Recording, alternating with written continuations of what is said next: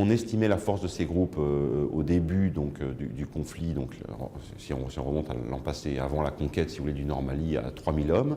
Aujourd'hui, on est plus proche de 5 ou 6000.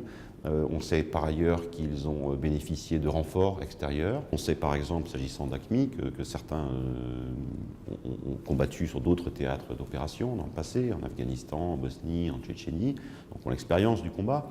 Par ailleurs, on sait que ce groupe est armé. Il a profité notamment de la chute du régime libyen pour obtenir des armes auxquelles il n'avait pas accès auparavant. Puis surtout, c'est un groupe très riche, donc qui a pu acquérir, et on le sait maintenant par les éléments sur le terrain, a pu acquérir du matériel sophistiqué de communication, mais pas seulement, des armements. Al-Qaïda au Maghreb islamique, par exemple, est une des organisations les plus riches au monde aujourd'hui en termes financiers, puisque elle pratique donc la rançon de prise d'otages.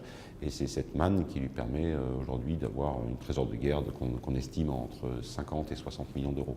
Ces groupes, si vous voulez, n'ont pas la capacité de projection, en quelque sorte. C'est-à-dire, ils n'ont pas la capacité, bien sûr, d'envoyer un commando en France.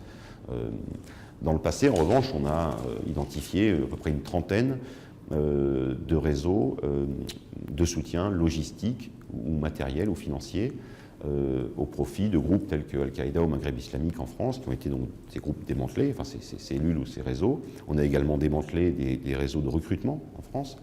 Donc on sait qu'ils ont des relais, ils disposent de relais dans notre pays.